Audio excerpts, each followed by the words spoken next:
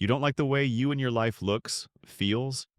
You feel like you don't have much control over it, and that the things you want are simply out of reach and could never become real. But the desire for it is so strong and the actual reality so boring, painful, unpromising, and you feel so hopeless and helpless that the only way to live that reality is in your head. There, at least, you have control, love, money, comfort. There, you love the way you look. There, the ones that wrong you pay. There, you are admired and loved. You daydream more and more every day for longer periods of time, but as time goes by, you're living more in your head than in reality. Then you start to notice the impact this habit has on your life. It consumes hours of your day. It makes it hard for you to complete everyday tasks, to focus on anything, to get anything done, to move forward with your life, and make anything of it. It can get so bad that you can't even finish a movie. And now you feel like it has become more of a burden than a relief. Here is some advice that will help you ease out of and break free from your maladaptive daydreaming. Since the point of it all is to help us escape, we need to build a life that you enjoy. Since you're not going to be changing your current life overnight, unless you can and want to, you can start adding things that you genuinely want. Not for a purpose, not to add to your set of skills, not to please or impress anybody. Maybe it's something that you've always wanted to do since you were a child but couldn't, and later invalidated your desire for.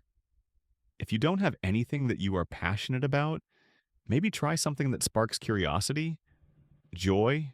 Maybe it is trying an instrument, learning a dance, drawing. Try to make time for it, even if it's just half an hour on the weekend. You might also want to remove things you don't like from your life.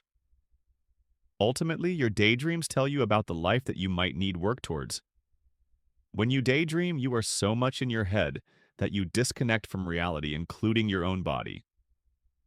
One way to pull yourself back is by reconnecting with your body. So, one, you need to exercise regularly.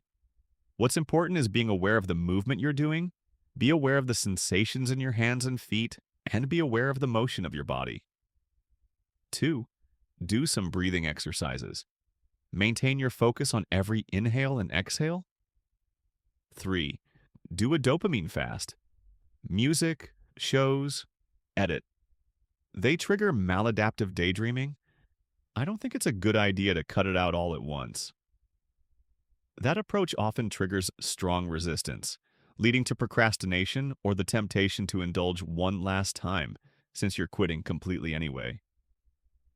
4th, go be in public spaces. Some people, when daydreaming, find themselves doing facial expressions or walking around, running. It would be embarrassing to do that in public, so go sit in a park or some public space and try to focus your attention on your surroundings. Notice the people, feel the sun, the air, be present.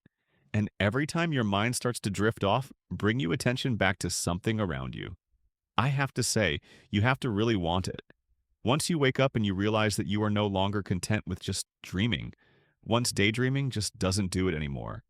Once it has taken more good things from your life than provided to it, once you just can't afford to escape anymore, once you decide that you want and deserve better from life, you will want to take back that time and energy you used to daydream to create and live the life you want.